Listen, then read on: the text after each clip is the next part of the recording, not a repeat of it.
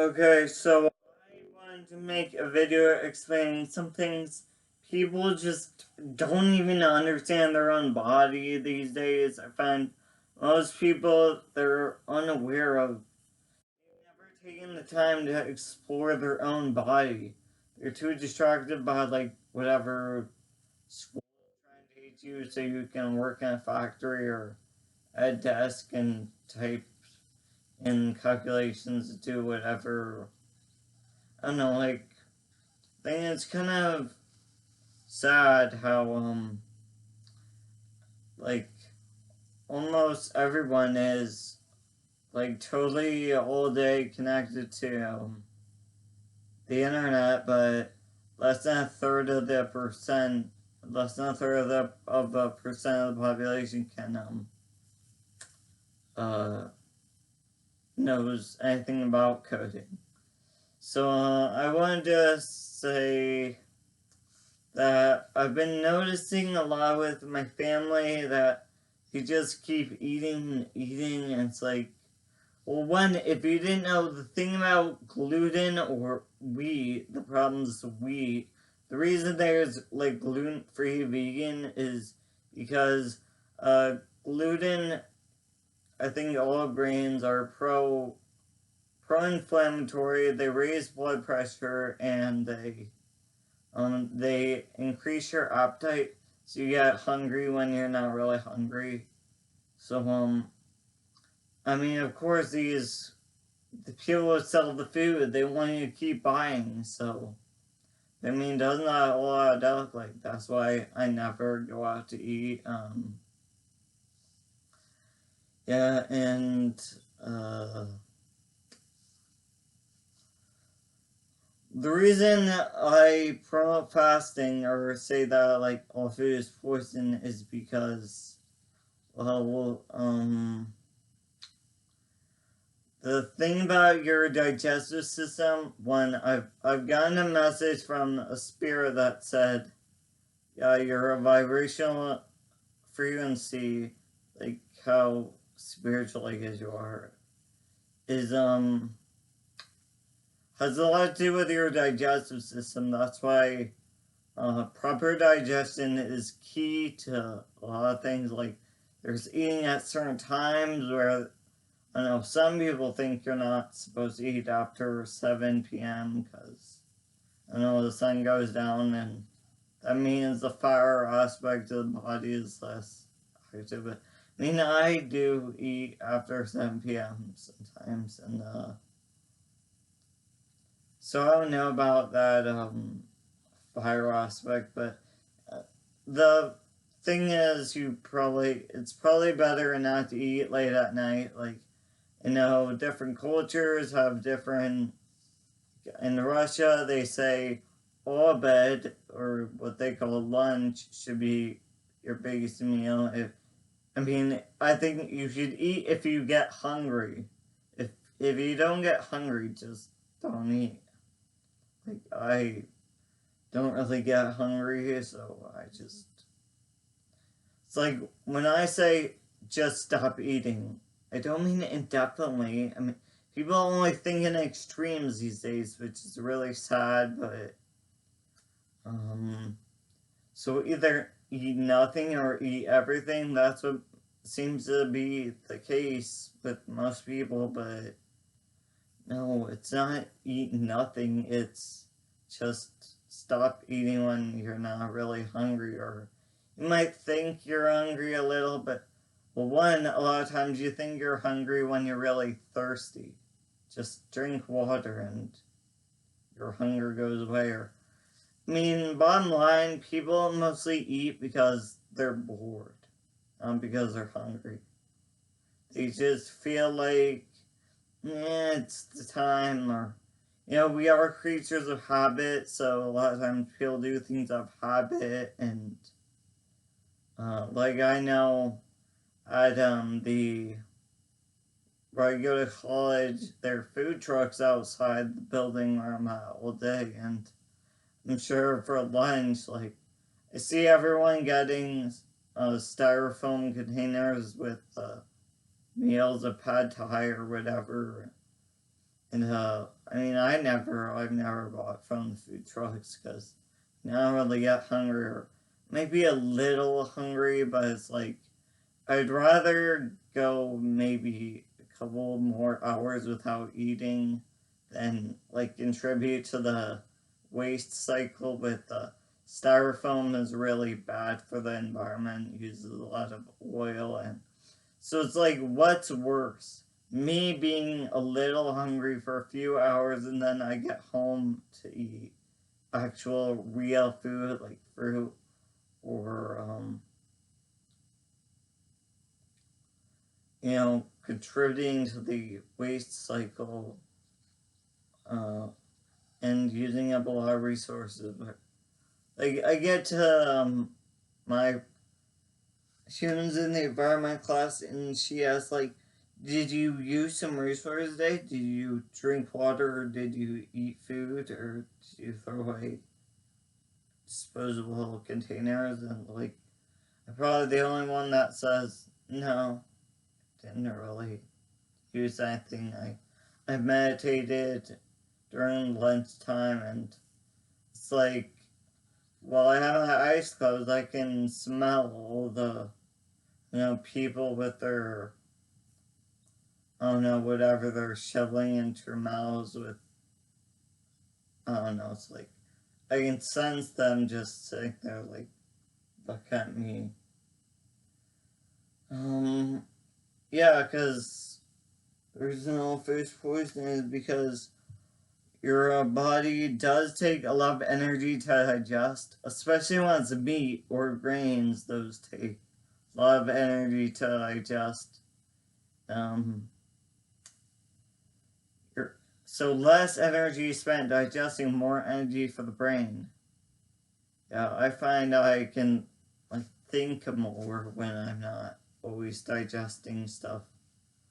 Uh, Even when I was at Thanksgiving with the rest of my family, my cousins were like, "Oh my God, how are you so smart? You know so much." It's like I showed them all the songs I memorized, like how I knew all those lyrics, and I told them about a bunch of stuff, like how to expand the brain. And I mean, maybe it's because I eat a vegan diet, so, and Whole Foods vegan, so they're probably the reason they can't process so much is, well, one, when I talk about fluoride, they were like, but isn't fluoride good? And no, fluoride attacks your brain. Fluoride's a neurotoxin. Um, they've actually done studies where people who live in areas with the water isn't fluoridated, they don't have as many thyroid problems. So it's like, fluoride, why we need it. Maybe a topical use on. I mean, there are tons of people who have been using a fluoride-free toothpaste for over 2 decades, and like, just as long as it's the motion, the kinetic energy of brushing that is effective, not the actual toothpaste. So it's like, do we need fluoride? I don't think so. Like, there are many Canadian provinces that they stopped the use of fluoride, they banned fluoride, and it's been decades since they have not had any higher incidence of tooth decay. So I am against fluoride. Yeah, it's to hypnotize the population. It's all to numb down the population. So they keep buying. Bottom line is, healthy people don't make money, or they don't make money for other people. Like, there's no money in healthy people. There's no money in dead people. Money is right in the middle. Sick people.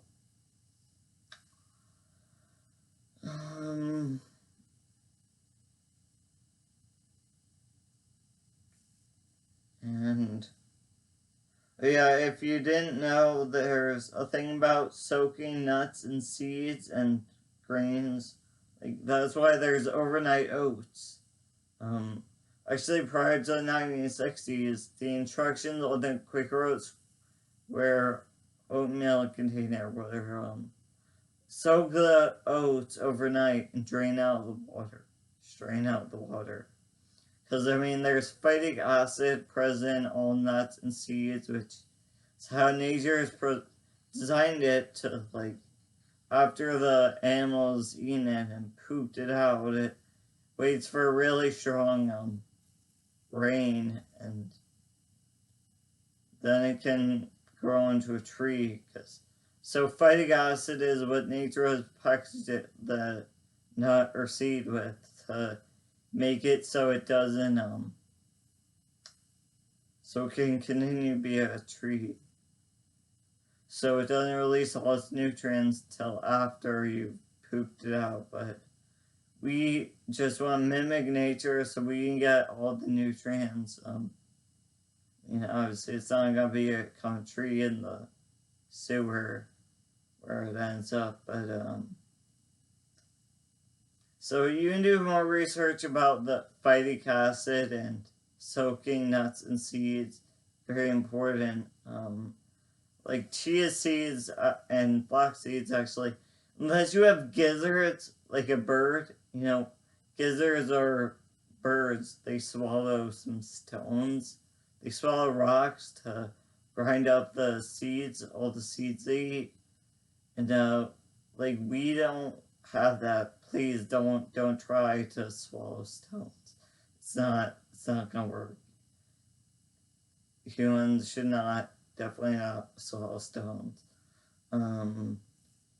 And so the way we can counteract that is by soaking flax seeds or chia seeds in water. Like, if they absorb the water outside your body, they don't have to absorb the water inside the body, which makes it a lot more easy to digest. You can absorb the nutrients, flax seeds do come ground. You usually buy them ground, which is one way to make them more bioavailable. I guess chia seeds, if you grind them, make them more bioavailable.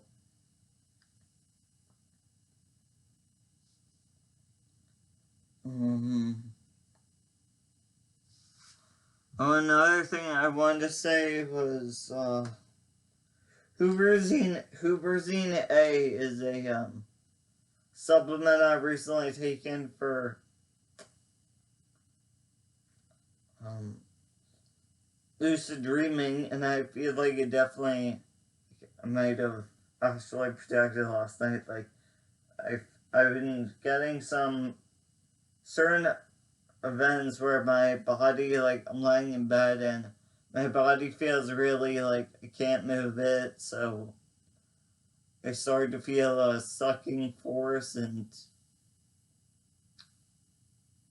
I don't know, what I saw last night is, so Huberzine A, guys, I think you should definitely, if you can afford it, definitely get this supplement.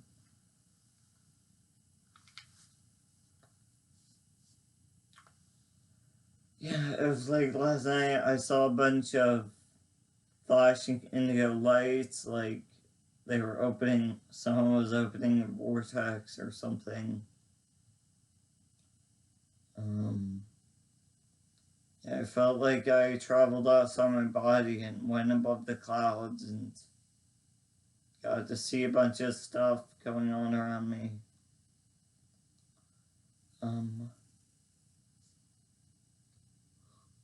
Oh, let's see. Yeah, I've had some experiences like that where I just meditate for a really long time and eventually I see just darkness. Just like a video game, like I'm restarting or entering something, entering a new level.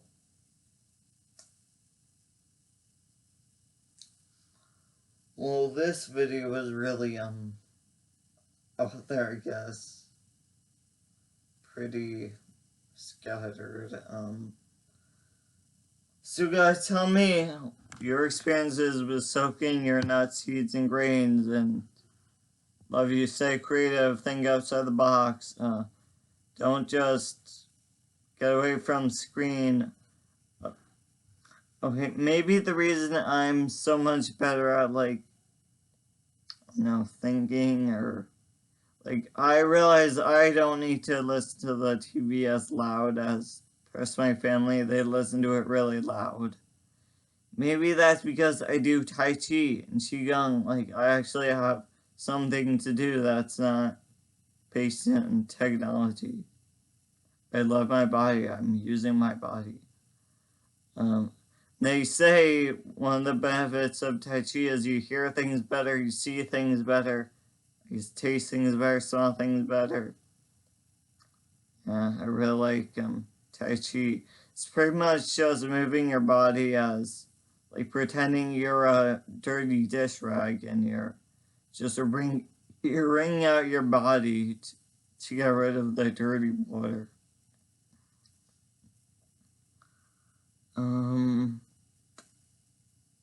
And also they say the age where you start your energy practice is the age you keep for the rest of your life. So definitely start as young as you can. Whether that's through yoga, because, I mean, yoga's okay, but those are the warm-ups to Tai Chi and Qigong.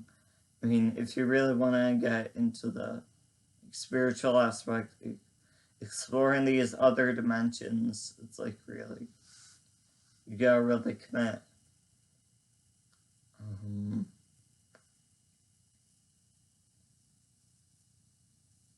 See what else I want to say. Also starting an energy practice, like taking care of your body. Maybe that's eating things your body was actually designed for. So not meat, not animal products, or trying to get real food. Like, in today's how things are available, the things that are available in grocery stores are mostly, like, totally not like how humans have mostly been eating most of human history. Most of human history wasn't it. Like, you're walking in the woods, you see it on the ground, you pick it up, you eat it. And so we mostly are not getting, like, we're not hunter-gatherers anymore. We're just the agriculture. I think just 50 years ago, we either grew the food ourselves, or we at least knew the person who made it. And now it's totally, like, when we don't eat as much fruit as we used to. Like, maybe plants, it was made by God, of course, or nature, or evolution, whatever you want to call it. And I mean, the animals these days, since the Great Depression, like, they've started using growth-stimulating antibiotics, so the animals grow a lot bigger and produce much more milk because they use antibiotics. But the thing about the chickens is they can't support, like, their breasts are so big that they just can't walk to get a drink from the water trough. So it's really messed up. These animals are sentient and they feel pain, and it's really also industrial agriculture with plants is kind of like the pesticides, the herbicides, kind of killing everything. So I don't know. Farmers markets are best. Or misfit markets. Try misfit markets. Okay, do your own research, guys. Please. Bye. Love you.